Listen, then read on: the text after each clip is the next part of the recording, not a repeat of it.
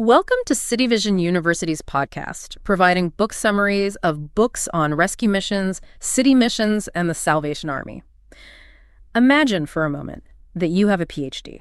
Okay. You are a respected university professor. You stand in front of lecture halls, shaping young minds, publishing papers. Right. You're living what most people would consider a highly successful, stable life. Exactly. You have the credentials, you have the respect, and you have the security. It's the peak of academic and professional achievement. Yeah. I mean, you've reached a pinnacle that requires years of intense intellectual labor and, societal support. Right. It's a position that most people view as an absolute safeguard against destitution. But then, flash forward 10 years. Okay. You are hitchhiking down Interstate 10. Wow. You're standing on the shoulder of the highway, covered in dust, completely destitute, and you're desperately hoping to get to a homeless shelter just so you can, get a shower before a job interview. That's a massive fall. It is. And that is the true story of a man named Daniel Tovar.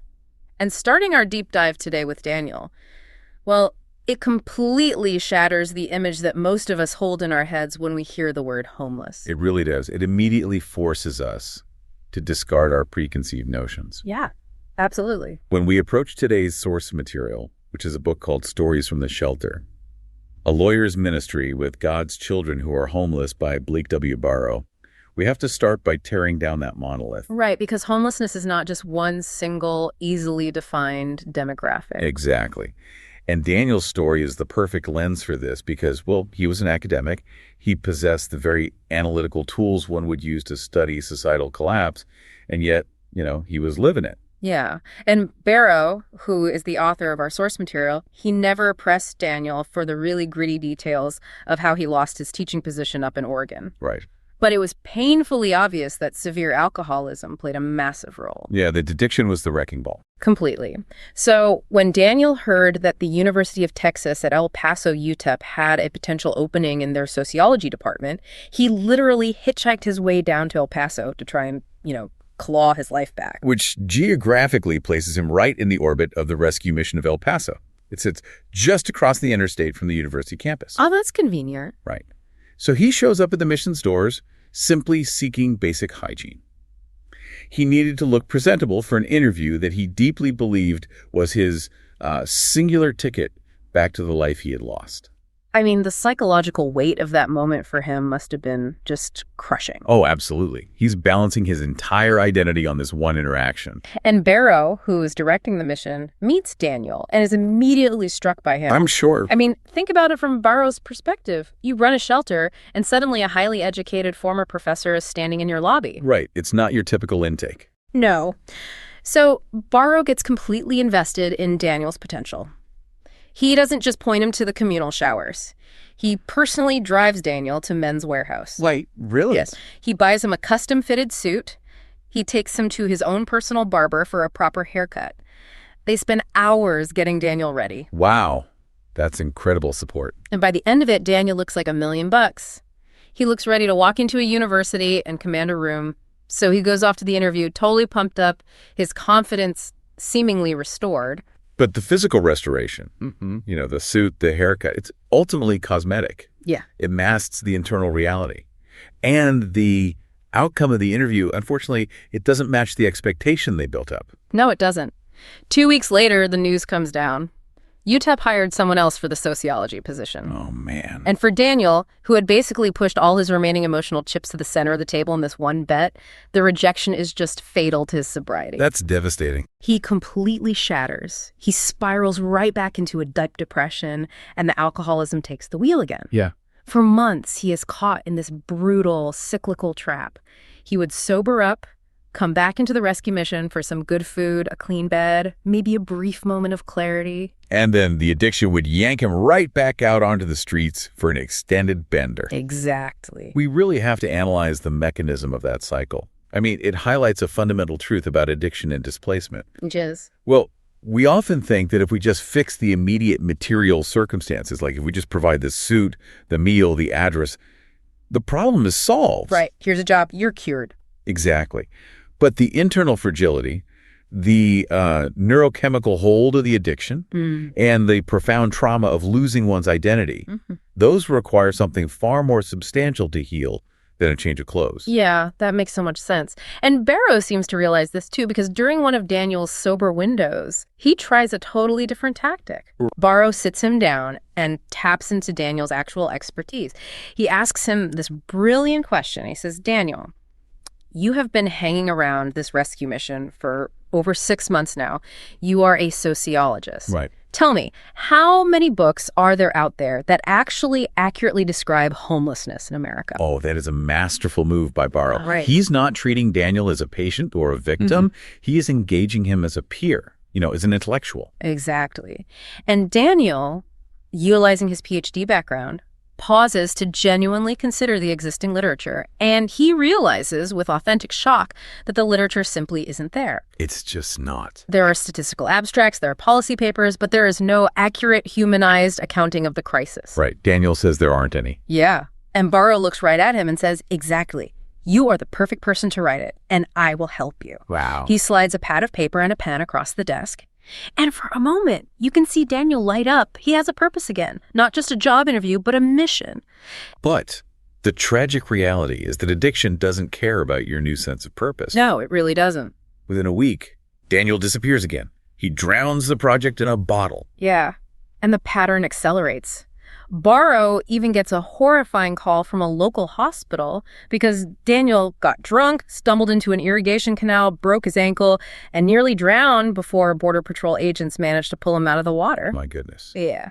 The physical toll of that kind of sustained chemical abuse, it eventually compromises the very tool Daniel needed for the project, his mind. Right. Barrows documents that after the near-drowning incident, Daniel's cognitive abilities were visibly diminished. That is so sad. The brain simply stops functioning under that level of toxic load. The book they dreamed up was no longer something Daniel possessed the mental architecture to complete. And Daniel's story ends in just the most heartbreaking way imaginable.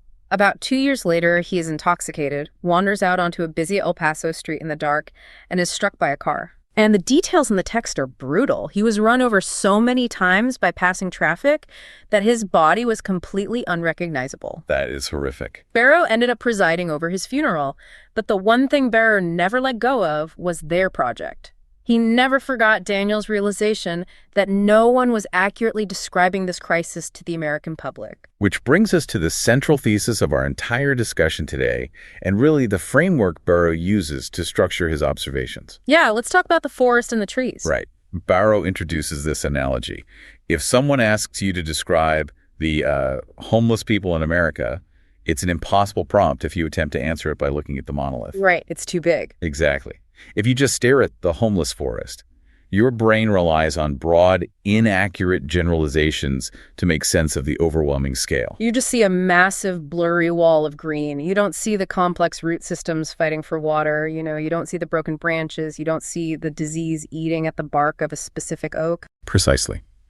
Barrow realizes that to make a reader truly comprehend the nature of the forest, he has to walk them up to one individual tree. Right. He has to point out the specific damage to its trunk, the unique shape of its leaves, the precise soil conditions that caused it to grow at a slant. Yeah. Then he has to walk the reader to a second tree and a third. His methodology is based on the idea that if he can thoroughly describe 40 individual, highly specific trees, 40 unique human beings with vastly different origins, traumas, and challenges, then and only then will the broader forest begin to make actual sense. So the mission of our deep dive today is to take up Daniel's unfinished work. I love that. We are going to examine these individual trees to dismantle the monolith of homelessness. But before we look at the people arriving at the shelter, we really need to understand the guy standing at the front door holding it open. Right, Blake Barrow himself. Yeah. How does a highly successful, overworked trial lawyer end up running a rescue mission in a border town? Because, let's be honest, transitioning from a lucrative legal career to managing a homeless shelter is an incredibly rare pivot. It is a radical departure from the expected societal script. Yeah, to say the least. To understand Barrow's perspective, the lens through which we're viewing all these stories, we have to examine the environment he was actively trying to escape. Okay, let's hear it. He was a trial lawyer, and he was buried under an absolute avalanche of casework. He notes in the text that a single, efficient lawyer might be able to handle 50 active cases. Wow, 50 sounds like a lot. It is, if you have an incredible team of paralegals supporting you. Maybe you can push that number to 100. Okay. Barrow, operating essentially as a solo practitioner, was juggling around 85 active cases. 85! Alone! Alone, he was quite literally drowning in his own success. I can't even imagine. He mentions just finishing a massive, grueling trial that consumed 90% of his waking hours for 6 months. He comes back to his office, and he is just staring at these metal filing cabinets stuffed with cases he hasn't been able to touch. And this is where his mindset starts to fracture and shift, specifically regarding his divorce cases. Yeah, the divorces. Now, usually lawyers love billable hours, right? Oh, yeah. Divorce can be incredibly lucrative for an attorney. But Barrow starts looking at these couples sitting in his office, and he has this profound moral epiphany. Yeah. He realizes that by the time a married couple actually makes it into a lawyer's office to formally file for divorce, the relationship is already deceased. That's a great point. The legal system is not designed as a therapeutic intervention to save the marriage. No. It's a mechanical process designed to divide assets and assign liabilities. Barrow recognizes the inherent toxicity of applying an adversarial legal framework to a broken family dynamic. It's like being a trauma surgeon who suddenly realizes the hospital itself is actually infecting the patients and making them sicker. Exactly. So the surgeon decides to start doing preventative care out of his own pocket just to keep people away from the hospital. That's a perfect analogy. Barrow realizes that if he doesn't handle these divorces peacefully, economically, and with intense speed, these vulnerable, hurting people are just going to walk down the street to what he explicitly calls an atheist divorce lawyer. Right. And what happens then? That lawyer is going to happily drain their bank accounts through discovery, drag them through years of bitter litigation, and ensure that by the time the judge bangs the gavel, these two people absolutely despise each other. Yeah. He identifies a moral obligation that just supersedes his financial incentive. He decides to process these specific cases as peacefully and cheaply as possible. Wow. His rationale is that if he minimizes the financial and emotional destruction during the divorce, there might be a minuscule possibility for amicable reconciliation years down the line. Or at the very least, a co-parenting relationship not defined by total hatred. Exactly. He is shifting his view of the law from a tool for wealth generation to a tool for minimizing human suffering. And he starts getting very intentional about this. I mean, he starts praying over his legal research. Yeah. He literally asks for divine guidance on which cases he should accept. Eventually, a full third of his entire caseload becomes pro bono, work-free legal representation for people who could never afford his hourly rate. That's a huge financial hit. It is. But the absolute turning point, the moment the track switches permanently toward the shelter, happens during a mediation case involving the El Paso YWCA. This mediation scene is critical. Tell me about it. Barrow is representing a client who is suing the YWCA. He receives the case file with very little notice, and he finds himself sitting across a mediation table from the CEO, a woman named Myrna Deckert. Okay. And Myrna Deckert is not just a casual administrator. She is a legendary figure in the nonprofit sector. Really? Oh, yeah. Over the course of 40 years, she built the El Paso YWCA into the largest single branch in the entire United States. Wow, I had no idea. She wasn't merely running fitness classes. She was managing a massive social safety net encompassing transitional housing for abused women, healthcare clinics, and subsidized childcare for deeply impoverished families. That's incredible. And Barrow has to sit across from this powerhouse of a woman for 5 straight hours. 5 hours. 5 hours of listening to his own client make increasingly entitled, flimsy excuses for why she couldn't possibly maintain a job. Ugh, that had to be uncomfortable. At one incredibly tense point, Myrna looks Barrow's client dead in the eye across the table and just asks, "Do you actually want a job?" Oh, wow. And the client actually hesitates. Put yourself in Barrow's shoes for a second. You are sitting there, legally bound to advocate for this client, and you are feeling this crushing, suffocating wave of shame. The ethical friction he experiences there is just palpable. Myrna Deckert is clearly explaining the macroeconomic reality of the nonprofit world to him. Right. She explains that every single dollar his client extracts in this settlement is a dollar that must be immediately cut from a program feeding a poor child, or a dollar taken away from housing a vulnerable woman fleeing domestic violence. It's a zero-sum game. Exactly. It is a zero-sum game, and Barrow realizes he is playing on the wrong side of the board. So he fulfills his legal duty, He secures a $5,000 settlement for his client, Okay. but then he does something that completely breaks the mold. He reaches into his own personal checkbook and writes a check for $5,000 directly to the YWCA. He covers the entire cost of the settlement out of his own pocket. Out of his own pocket, just so the charity doesn't lose a dime. That is wild. And he doesn't stop there. He essentially begs Myrna for a tour of their transitional living facilities, and he offers his premium legal services to the women living in the shelter completely free of charge. The author notes that Myrna looked at him with intense skepticism, which is entirely justified. Oh, for sure. I mean, from her perspective, a corporate trial lawyer suddenly offering free services after suing them. It looks like a Trojan horse. Right. She viewed him as if she were dancing with the devil. But eventually the need outweighs the suspicion, and she assigns him his first pro bono case with the YWCA. And this introduces us to a woman named Patricia. Patricia's case is a masterclass in how invisible legal barriers disproportionately crush those living in poverty. Patricia had 4 young children. They were fathered by 2 different men who had entirely abandoned the family. Okay. Because of her extreme financial instability and lack of housing, Child Protective Services had intervened and taken physical custody of all 4 of her kids. That's heavy. And when Barrow gets the file, the formal hearing to permanently terminate her parental rights is scheduled for 9 a.m. the very next morning. Oh, we need to underline the severity of this. The termination of parental rights is often referred to in legal circles as the civil death penalty. Wow. The civil death penalty. Yeah, it is permanent, irrevocable severing of the legal relationship between a parent and a child. And Barrow has never handled a termination of parental rights case in his entire career.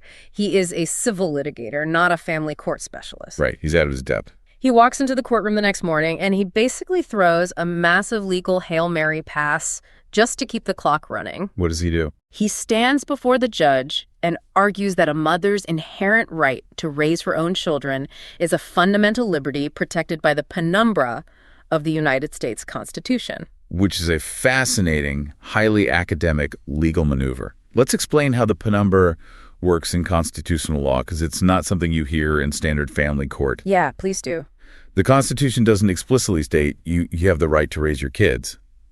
But in landmark Supreme Court cases, like Griswold v. Connecticut, the court established that the specific rights listed in the Bill of Rights, like the First Amendment right to assembly or the Fourth Amendment right against unreasonable searchment, they cast shadows. Shadows. Yeah, these shadows are the penumbras. They create implied zones of privacy and personal liberty that are necessary to make the explicit rights meaningful. Oh, I see. So Barrow is essentially utilizing a high-level Supreme Court concept about implied constitutional shadows to fight a local child welfare agency. He brings a bazooka to a knife fight. Exactly. And it works perfectly. He completely confuses the local judge. The judge has to pause and say, wait, I need to research this constitutional claim. Brilliant. And that confusion buys Barrow months of delayed rulings. That time was exactly what Patricia needed to establish a stable environment and prove she could care for her family. Wow. After Barrow pours roughly 1,000 hours of free legal work into her case, Patricia successfully gets all 4 of her kids back. That's a huge victory. It is. But, as we see constantly in this deep dive, solving the legal problem doesn't magically fix the human reality. Right. Patricia ends up marrying a man who initially presents as stable, but quickly reveals himself to be a violent, abusive alcoholic. This development acts as a critical stress test for Barrow's new commitment to charity. How so? It asks a fundamental question. Is his desire to help purely a professional exercise, safely confined within the sterile walls of a courtroom? Or is he willing to let it become personal and messy? And the answer arrives on a random afternoon when Patricia suddenly shows up at Barrow's pristine law office with her 4 kids who range in age from 7 to 13. You just show up. They just show up. They are absolutely terrified. The new husband is on a violent rampage, and they desperately need a place to hide. Oh, man. Barrow calls the local women's shelters, but every single bed in the city is full. Of course. So, what does Barrow do? He doesn't just hand them a pamphlet or tell them to wait in the lobby. He recruits some guys from the office. They physically pick up his massive, heavy wooden executive desk and his leather chairs, and they haul them out into the hallway. Wait, he moves his own furniture out? Yes. He completely clears the floor of his private office so that Patricia and her 4 kids can sleep on the carpet, locked inside, hiding from this violent man. Think about the mechanics of that action. This completely shatters the traditional professional boundary. It really does. It transitions charity from a transactional check-writing exercise, which is very comfortable for affluent professionals, to a proximity-based relationship. He surrendered his physical professional space. He allowed the chaos of their trauma to directly interrupt his ordered reality. And the emotional resonance of that specific choice echoes for years. I bet. Over a decade later, Barrow is sitting in his office and his phone rings. He checks the caller ID and it's a random number from Florida. He answers, and a young woman is on the line. It is Patricia's daughter. No way. The little girl who had slept on the floor of his law office when she was 11 years old is now in her 20s. She had spent hours tracking him down on the internet for one specific reason, just to say thank you. Wow. She told him that when her family was terrified and running for their lives, his office was the only safe place in the world. Barrow writes that the sound of her voice saying thank you fundamentally cemented his calling. He knew he wanted to dedicate his life to reaching 100 more hurting children just like her. It acts as the final catalyst. He moves from defending clients to defending the vulnerable, which perfectly sets the stage for his permanent relocation to the rescue mission.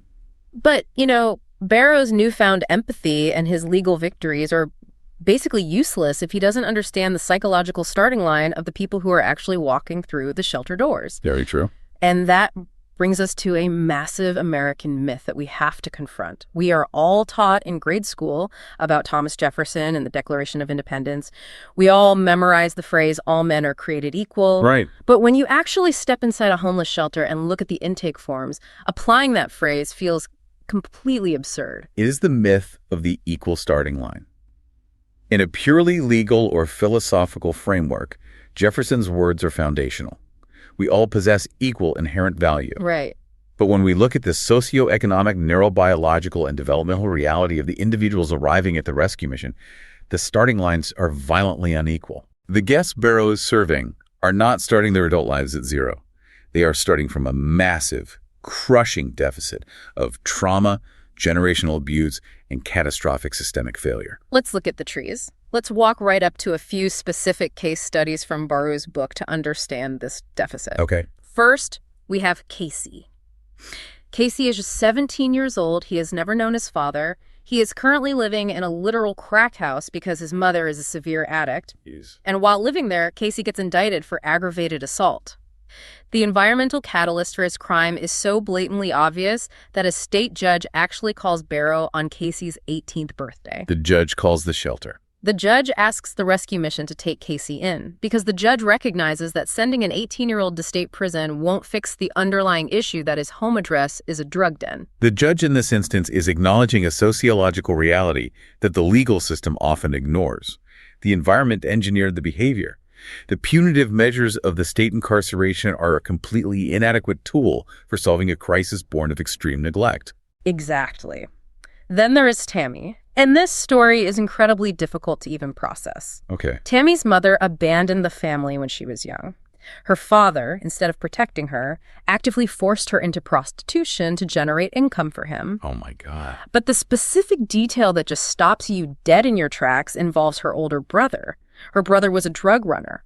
When Tammy was just 9 years old, her brother became paranoid that she might squeal on his operation. 9 years old? 9 years old. So to ensure her silence and compliance, he physically pinned his 9-year-old sister down and injected her with heroin. We have to unpack the psychology of that moment. It is an incomprehensible level of betrayal by the exact people who are biologically hardwired to protect her. Yeah, her own family. When a child's foundational understanding of trust, safety, and familial love is utterly annihilated by age 9, the resulting coping mechanisms are almost inevitable. Right. Society later criminalizes those coping mechanisms. Yeah. Drug abuse, sex work, without ever acknowledging that for Tammy, they were installed as survival traits before she even hit puberty. And then we have Richard. Richard's very first memory in life, the earliest thing his brain can recall, is his mother, who was a sex worker, leaving him sitting on the floor in the corner of a noisy casino while she went off to work. That's his earliest memory. The state eventually discovers this, steps in, takes Richard away when he is 4 years old and places him in the foster care system. Now, you would think that is the rescue, right? The state is saving him. You'd hope so. But the foster family the state places him with is worse than the casino floor. Oh, no. They physically torture him, they burn him, they repeatedly break his legs, they break his nose. In foster care. Yes. And in a terrifying display of psychological abuse, they would force Richard to eat nothing but plain white rice while the rest of the foster family sat around the dining table eating full, hot meals. The institutional failure here is just total. The child welfare system, the very mechanism designed to intervene and protect a vulnerable child, inadvertently becomes the vehicle for his extended torture. I read these stories in the source material, and I just have this sheer reaction of disbelief. I don't blame you. You constantly hear political commentators or successful business people talk about pulling yourself up by your bootstraps. But how do you even begin to introduce the concept of bootstraps to someone like Richard or Tammy? You can't. They don't have boots. They don't even have feet that haven't been systematically broken by the exact people who are supposed to care for them. The bootstrap mentality relies on a massive assumption. It assumes a baseline of physical safety, cognitive stability, and a rudimentary understanding of societal norms. When an individual has been starved, beaten, and commodified since infancy, that baseline simply does not exist. The expectations of traditional rehabilitation, telling them to write a resume, dress nicely for an interview, and show up at 8 a.m. sharp, they are completely alien concepts. You are speaking a language they have never heard. So how do you communicate with someone like Richard? Well, Richard eventually finds his way to the rescue mission, and Barrow observes that despite the horrific abuse, Richard is eager to learn. Okay. So Barrow assigns him to work in the mission's woodshop. Now, the woodshop has a very specific, strict rule regarding the environment. The radio is locked onto K-Love. The contemporary Christian music station. Exactly. If you don't like it, you can turn it off and sing to yourself, but you cannot play secular music. It's a boundary implemented to protect recovering addicts from music that might trigger past trauma or drug associations. Makes sense. So Richard is in this woodshop listening to K-Love for 7 hours a day. He hears the songs, he hears the testimonies between the songs, he hears messages about grace and forgiveness, and something just fractures open inside of him. Wow. The calcified anger and bitterness he carried from the casino floor and the abusive foster home just begins to melt away. He becomes incredibly diligent. He becomes so trustworthy that Barrow literally hands Richard his own personal credit card and sends him to the hardware store to buy building supplies. That's a huge leap of faith. It is, but he does it knowing with absolute certainty that Richard will hunt down the best deals and return every single cent of change. It is a remarkable behavioral pivot. Yeah. And it is driven not by punishment, but by a sudden, overwhelming introduction to unconditional acceptance and structured purpose. But here is the specific detail from Richard's story that completely blew my mind. After this massive internal transformation, Richard is sitting right next to Barrow in a church pew on a Sunday morning. The pastor is up front preaching a sermon, and he keeps making references to Abraham. Richard leans over to Barrow, taps him on the shoulder, and whispers, "Who is Abraham?" Oh, wow. This is perhaps one of the most illuminating observations Barrow makes in the entire book. Really? Yes, it perfectly highlights exactly what we were just discussing regarding the starting line. It reveals the complete blank slate from which these individuals are forced to operate. Explain that, because it's more than just not knowing a Bible story, right? Exactly. Richard wasn't merely deprived of physical safety. He was entirely isolated from the foundational cultural and religious narratives that shape Western society. Right. The story of Abraham is a cornerstone of the three major world religions. It permeates our literature, our laws, our moral frameworks. And Richard has zero context for it. Zero. He possesses no cultural capital. It is a profound reminder for anyone doing social work that you cannot assume any prior knowledge, moral foundation, or historical stability when you are trying to help someone rebuild their life from the ground up. You have to start at the absolute bedrock. So you have a population of people like Richard and Tammy who have survived unimaginable systemic trauma. They arrive at the shelter, and Barrow quickly realizes that traditional clinical rehabilitation, like having everyone sit in a circle on folding chairs and talk about their feelings for an hour, isn't going to cut it. It's too abstract. Right. They need something tangible. They need to see the results of their existence. And this realization leads Barrow to create a program called Rescue Industries. The transition from being a passive recipient of charity to becoming an active creator of value is vital. Yeah. Severe trauma strips away a person's agency. It makes them feel like life is something that just happens to them. work, specifically manual, creative work where you start with raw materials and end with a finished product, well, that restores that agency. And the way Rescue Industries actually starts is almost comical in its chaos. Oh, really? Barrow hires a former homeless guest named Jack Ward to help out. Jack is this guy who constantly carries around a worn black leather Bible, and Barrow has another guy named Scott. Now, Scott is a mechanical genius. He can fix anything. But he also struggles with incredibly severe bipolar disorder. One day, Barrow gives Scott permission to try and repair a blown transmission on one of the mission's large passenger vans. And transmission, that's not a small job. No. Scott gets to work, jacks up the van in the parking lot, rips the entire transmission housing apart, and meticulously lays out hundreds of greasy gears, bolts, and parts and little pools of oil all over the asphalt. It is a highly ambitious, highly complex mechanical project requiring intense focus. Right. But then Scott's bipolar disorder kicks in. The manic phase hits. He looks at the disassembled van, decides things are going so incredibly well that he doesn't need his psychiatric medication anymore and stops taking his pills. Oh, that never ends well. It doesn't. He immediately relapses, has a severe manic episode, gets into an altercation with the police, violently kicks out the back window of a police cruiser, and ends up locked in the county jail. And the van. Meanwhile, back at the shelter, the van has to be towed away as a total loss, with essential parts missing, leaving a giant oil stain in the parking lot. It is a complete disaster. Wow. But when Scott finally gets released from the county jail, the very first place he goes is straight back to the rescue mission, and he begs Barrow for his job back. And what does Barrow do? Barrow doesn't just give him his old maintenance job. He looks at Scott and says, "We are going into the furniture business." That is where Barrow's unique perspective shines. He recognizes the immense manic energy and the raw, undeniable talent Scott possesses. Yeah. Instead of discarding the individual because their mental health struggles caused a setback, he decides to channel that chaotic energy into something highly structured and supervised. He puts Scott in charge of designing and building these massive, incredibly heavy-duty bunk beds out of thick 4x4 and 2x6 cuts of lumber. And Barrow sets this incredibly high, almost unreasonable bar for the mission of this new wood shop. That's the bar. He tells Scott and the team, "Listen, our goal isn't just to make busy work jobs to keep you guys off the streets. Our goal is to build products that are of such incredibly high quality that the general public looks at them and says, 'Wow, I cannot believe homeless people made this.'" That's a great vision. He wants to use craftsmanship to completely shatter society's perception of what these individuals are capable of achieving.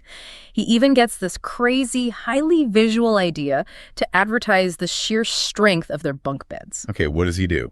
He brings in a forklift, picks up an entire massive Chevy Suburban, gently places it on top of one of their wooden bunk beds, and takes a picture of it to prove the bed won't break. That visual is striking, and it operates on multiple psychological levels. Tell me about that. It's a deliberate subversion of societal expectations. The general public often views the homeless population as weak, broken, unreliable, and incapable of contributing. Barrow responds by having them build a structure capable of supporting a multi-ton vehicle. He is literally weaponizing high-quality craftsmanship to aggressively restore their dignity in the eyes of the community. So this furniture business, Rescue Industries, really starts to take off. The quality speaks for itself. And because of its unique success, Barrow gets invited to speak at a massive national convention for the Association of Gospel Rescue Missions. A big opportunity. Huge. The organizers want him to deliver a keynote, a 75-minute seminar titled 9 Ways a Mission-Run Business Helps the Recovering Addict. Okay. Barrow accepts, sits down at his desk with his legal pad to outline the speech, and his brain just completely freezes. He cannot think of 9 reasons. Really? None. All he can think of is one single generic reason. It builds self-esteem. That's it. He is staring at a blank page, fully panicking about how he's going to stretch the concept of self-esteem across a 75-minute presentation. It is the classic trap of the administrator, or the academic or the executive trying to intellectualize a visceral, boots-on-the-ground experience. Yeah. He is sitting in a quiet office, trying to deduce the benefits from the top down, relying on buzzwords rather than reality. Exactly. But then one of his workers, a guy named Jimmy, pops into the office to ask for some supplies. Jimmy sees Barrow struggling, asks what's wrong, and Barrow explains his writer's block regarding the speech. And what happens? The very next day, Jimmy comes back into the office and says, "Hey, boss, I went out and asked around the shop. We have way more than 9 reasons." Awesome. And Barrow has this massive light bulb moment. Why didn't I just ask the people we were actually helping? So he changes his entire strategy. He orders a bunch of pizzas, brings all the formerly homeless workers into a conference room, sets up a video camera on a tripod, hits record, and just sits back and listens to them talk. This is perhaps the most important methodological shift in the entire book. You think so? Absolutely. He stops prescribing corporate or psychological solutions from his desk and starts actively listening to the lived experience of the marginalized population he is serving. And what they say around those pizza boxes is just mind-blowing. Jimmy goes first, and he doesn't use corporate jargon. He says, "We are the witnesses of what God can do. We are the people society has thrown away and God has rebuilt." That's powerful. Then Nelson speaks up next. He explains that for his entire life, his primary coping mechanism was isolation. When things got hard, when he felt pressure, he just ran away and hid from the world. Right, a very common trauma response. But the woodshop forced him to break that isolation. He explains that you physically cannot build large furniture alone. He had to work on a team. He had to communicate. He had to trust the guy holding the other end of the heavy board. Nelson's insight cuts right to the core of addiction recovery. Yeah. Addiction thrives in isolation. It demands secrecy and withdrawal. The physical mechanics of building a massive chest of drawers or a heavy bunk bed force interdependence. You cannot succeed without relying on another human being. Then you have Carolyn. Carolyn told the group she was raised in what she called the hood. She had been battling severe addiction for decades.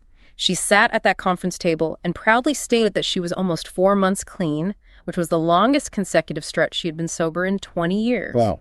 Good for her. And then she looked around the room at her coworkers and said, "I have 12 white friends at this table supporting me. I've never even had 12 friends before in my life." That is just, wow. She realized that if she relapsed and didn't show up for work, she wouldn't just be hurting herself, she would be letting down her team, her new family. If we look at the contrast between Barrow's initial outline and the worker's actual testimony, it is staggering. It really is. I mean, if Barrow had written the speech alone in his office, he would have used clinical, sanitized terminology. He would have talked about developing positive self-esteem with the assistance of a structured spiritual community of support. Right, total corporate speak. But the workers didn't use that language. They talked about finding a literal family. The manual labor of cutting wood wasn't the magical cure. The interdependence, the absolute necessity of relying on one another that the physical work demanded, that was the cure. So Barrow realizes his speech is pointless. He just takes the raw videotape of the pizza lunch to the convention in front of all these directors, hits play on the VCR, and lets the workers teach the seminar themselves. That's a brilliant move. It's a brilliant moment. But as we keep seeing, as we dive deeper into this book, every successful solution inevitably reveals a new complex challenge. Whoa. Empowering the workers in the woodshop suddenly shone a very harsh, uncomfortable spotlight on a dark flip side of the shelter system. If you are pouring your limited resources into empowering people who are working incredibly hard to rebuild their lives, what are you doing about the guests who absolutely refuse to lift a finger? This brings us to a highly complex sociological issue. This is where Barrow is forced to confront the concept of the entitlement trap. And his realization leads to what is arguably his most controversial policy decision as a shelter director. Right. The rescue mission was in the middle of expanding. They were building much-needed new facilities for disabled persons and families. And as a result, operating funds were incredibly tight. Right. Barrow starts spending time standing out front of the shelter, just observing, and he starts watching dozens of his guests, people who were eating 3 meals a day from the mission's kitchen and sleeping in the mission's beds completely for free, walking up the hill to the local Circle K convenience store. And what are they doing there? They would come walking back down the hill carrying a jumbo big gulp soda, a massive bag of name brand chips, and a fresh pack of cigarettes. I see. Barrow does the math.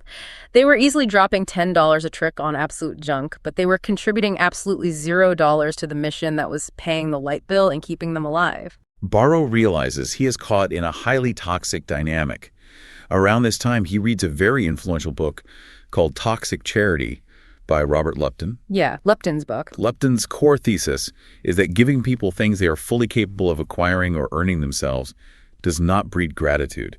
It breeds deep-seated entitlement. Barrow also looks at the biblical principle found in Sonia Thessalonians 3.0, which says, essentially, if a man will not work, he shall not eat. Right. And he puts this all together and has this awful, sinking realization.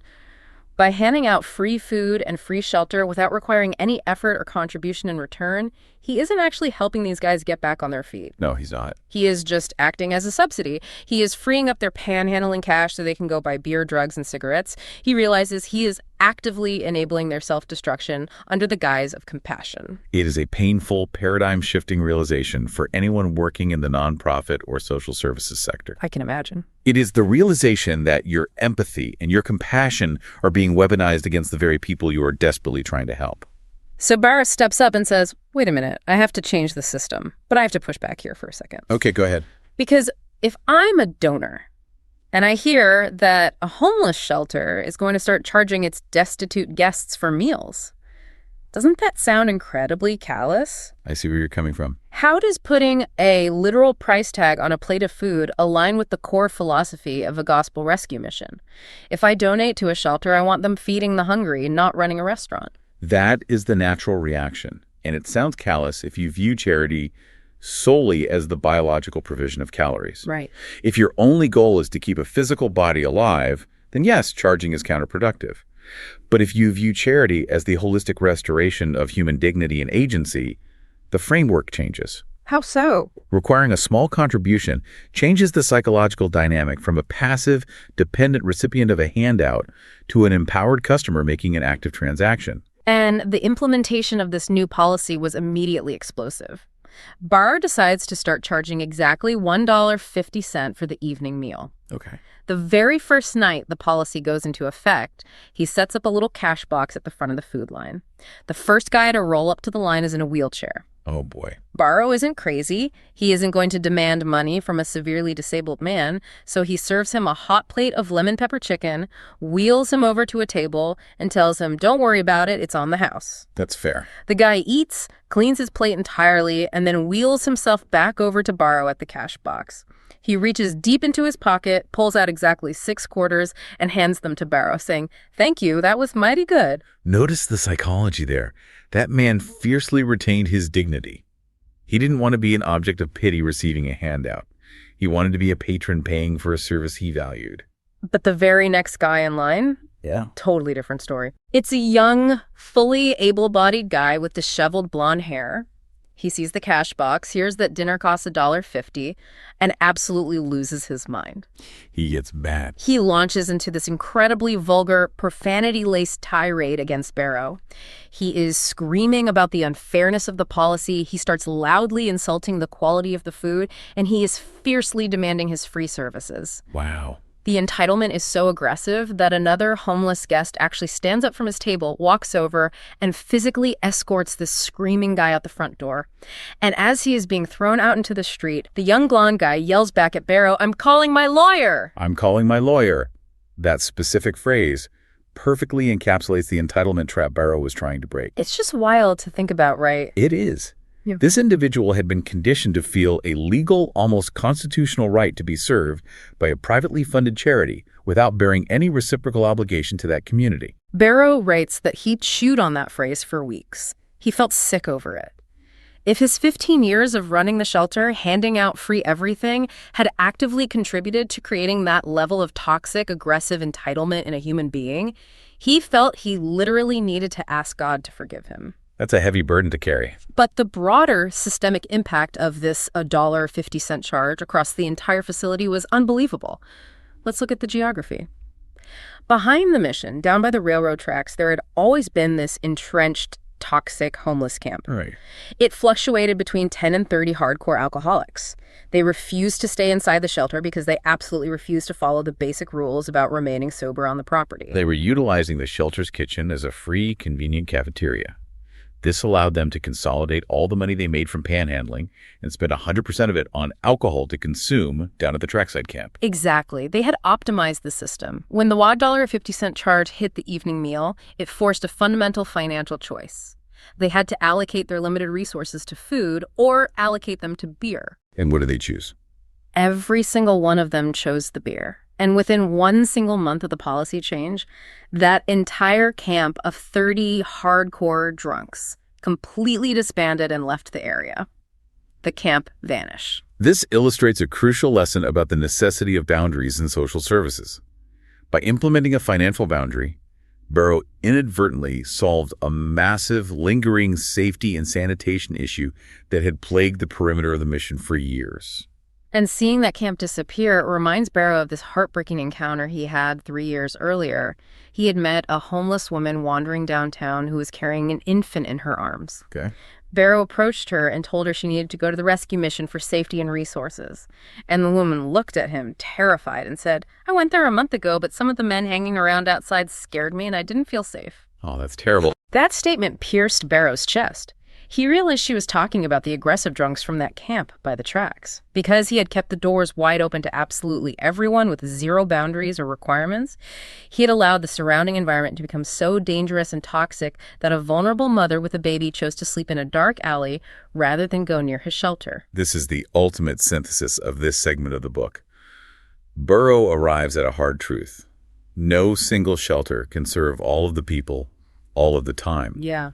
If an organization refuses to create behavioral or structural boundaries out of a misplaced sense of universal compassion, the most aggressive, entitled individuals will inevitably monopolize the space. And consequently, the truly vulnerable, the ones who desperately need physical safety, like the mother and child, they will be driven away. By having the courage to charge $1.50, the mission transitioned from being a chaotic crash pad for the entitled into a secure safe haven for the vulnerable. And it highlights a stark reality about human nature. You cannot force internal change with external resources. Barrow tells the story of a guy named Michael.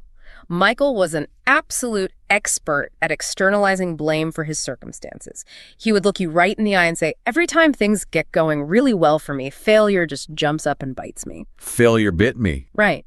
He talked about failure like it was a wild dog running down the street that just happened to randomly attack him, completely unrelated to his own daily choices.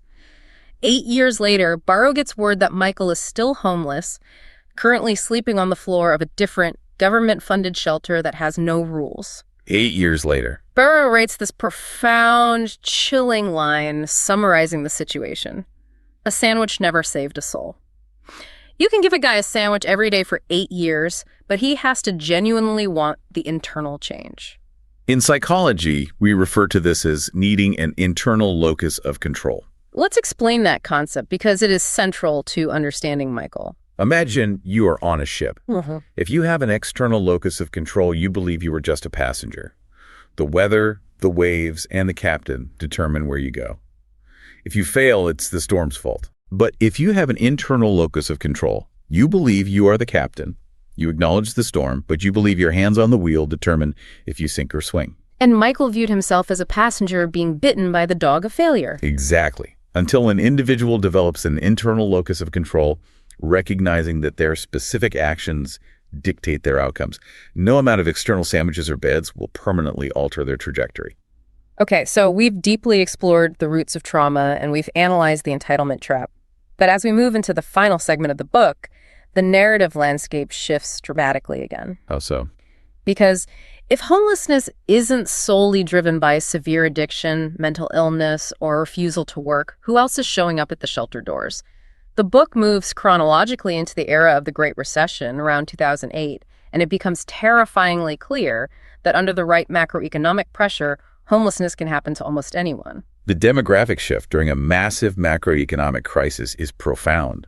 The people arriving at the shelter change. You start seeing individuals who possessed all the traditional hallmarks of societal success education, corporate titles, properties, suddenly stripped of their safety nets overnight. Barrow details a meeting with a guy who literally holds a Bachelor of Business Administration in finance. This guy wasn't marginalized. He was a highly successful mortgage banker living in a wealthy suburb just north of Atlanta. So he had it all. He had the big suburban house. He had 2 brand new BMWs parked in the driveway. But, like many in that era, his lifestyle was highly leveraged. When the 2008 housing crash hit, the market evaporated and his business immediately folded. The fallout was so fast for so many. Within 3 months, the bank repoed both BMWs. 2 months after that, the big suburban house went into foreclosure. His wife, needing stability for their kids, packed up and moved to South Carolina to live with her parents. Oh, that's rough. This man, absolutely humiliated and stripped of everything, comes back to his hometown of El Paso, hoping to leverage old connections to find work. He fails. And he ends up sitting in Barrow's office at the rescue mission, openly weeping. He tells Barrow that he would rather live in a homeless shelter among strangers than face the agonizing shame of looking his in-laws in the eye, knowing he had completely failed to support his own children. The psychological devastation of that specific type of fall from grace is immense. The entire identity he had constructed for himself, the provider, the successful businessman, the head of the household, it was entirely intertwined with his financial status and his material possessions. Right. When the economy erased that status, he felt he had no foundation, no inherent worth left to stand on. And this specific encounter, and others like it during the recession, actually forces Barrow to change the physical architecture of the mission's expansion. Oh, he changes the building. Barrow realized their current blueprints were designed around the old model. Huge open dormitories, meant to process transient populations for a few nights' stay. But the economy was changing the reality of the crisis. Yeah, these people needed something different. These new guests were going to be economically displaced for months, maybe years, while they tried to rebuild careers. They needed privacy. They needed a place to secure their belongings while they went to job interviews. They needed a space that afforded them basic dignity. So what did he do? Barrow scraps the old plans and redesigns the expansion to include private rooms specifically for people caught in long-term economic displacement. It is a critical structural adaptation. Barrow realizes the system must physically evolve to meet the changing nature of the crisis. You cannot treat a displaced mortgage banker needing 6 months to find a corporate job the same way you treat a transient addict needing a 3-day detox. And to really drive home how terrifyingly fragile societal success actually is, the book ends with a deeply moving epilogue written by a young woman named Taylor Hernandez. Taylor Hernandez. Taylor comes from a wealthy background. Her family has money. Her parents have trust funds. She attends elite schools. She initially volunteers at the mission simply to check a box to get mandatory community service hours for her high school honor society. Okay, typical high school volunteer. She walks through those doors subconsciously thinking she knows everything, that she is fundamentally, categorically different from the people living in the shelter. But the tactile experience of working there completely humbles her. How so? She has a profound realization. Her family's trust fund didn't make her a smarter or inherently better person than the guests. It merely provided her with an incredibly wide margin for error that they didn't have. She recognizes the illusion of the line we draw between us and them. Exactly. She realizes the line is mostly just money. And she illustrates this by recounting a chilling story she heard from Barrow about another tree in this forest. It was about a brilliant trial lawyer. Another lawyer. Yeah, this guy was top tier. He graduated at the absolute top of his law school class, got hired by a prestigious firm. He had the intellect to succeed, but he harbored a fatal professional flaw. He couldn't communicate with juries. Well, that's a problem for a trial lawyer. He was too academic, too rigid. He couldn't connect with everyday people in the jury box, so despite knowing the law perfectly, he lost case after case. The prestigious firm eventually fired him. And then? He slid down the legal ladder, moving to worse and worse jobs, unable to correct his flaw until he was eventually disbarred.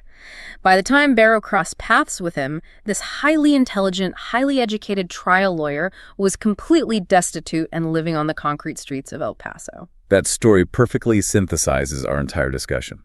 Success in this world is incredibly precariously fragile. It really is. A slight shift in the macroeconomic winds, a specific cognitive blind spot you can't overcome, a sudden moment of severe trauma, and the safety net you thought was woven out of steel cable can simply vanish beneath you. As we wrap up this deep dive, Barrow leaves the reader with an incredible, almost desperate sense of urgency regarding our own calling in life. He shares the story of his good friend, Dr. Russell Van Norman. Dr. Van Norman. Dr. Van Norman was this beloved, classic Marcus Welby type of community doctor.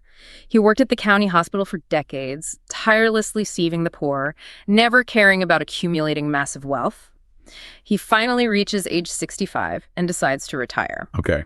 He sits down with Barrow and excitedly tells him, "Now I want to do what you're doing. I finally have the time. I want to go to the mission field and use my medical knowledge to preach the gospel and serve." He had a noble goal, but he waited until he had completely fulfilled his secular professional obligations before fully committing to his perceived spiritual calling. Right. But the universe doesn't care about our timelines. Less than a single week after Dr. Van Norman officially retired, he stepped off a curb, was struck by a car that didn't stop, and was killed instantly. Oh, that is so tragic. He waited his entire life to answer that final, deepest call to serve, and his clock simply ran out. Barrow's plea to the reader, based on the tragedy of his friend, is incredibly simple. Do not delay. Whatever your calling is to serve your community, do it right now. Do not wait for retirement. It is a stark, sobering reminder of our own mortality and the inherent danger of deferred purpose. And I want to leave you, the listener, with one final provocative thought drawn from Taylor Hernandez's epilogue. Let's go back to that wood shop we talked about earlier. No. In that shop, the formerly homeless workers build these beautiful, intricate crosses out of mesquite wood. Now, mesquite wood grows in the harsh, arid climate of South Texas. Because the environment is so incredibly dry, the interior of the wood naturally cracks, splits, and fractures as it grows. Right. A lot of master carpenters would look at that wood and throw it in the trash pile because it's structurally flawed. To a traditional eye, the cracks make it worthless. But the workers at the rescue mission don't throw it away. They take those deep, jagged cracks, they meticulously clean out the debris, and they carefully fill those broken spaces with crushed turquoise and bright binding epoxy. Then they sand the entire piece down until it's perfectly smooth to the touch. They utilize the Japanese concept of kintsugi. The flaw, the break, doesn't ruin the piece. It becomes the focal point of its ultimate beauty and strength. Exactly. So as you go about the rest of your day, I want you to consider your own internal cracks. The failures, the trauma, the secret shame you expend so much energy trying to hide from the world. What if you stopped viewing those cracks as evidence that you are fundamentally broken and worthy of the trash pile? What if, just like the master woodworkers at the rescue mission, those jagged cracks in your life are actually the exact, specific places where the most beautiful, valuable material is meant to be poured in? Think about that.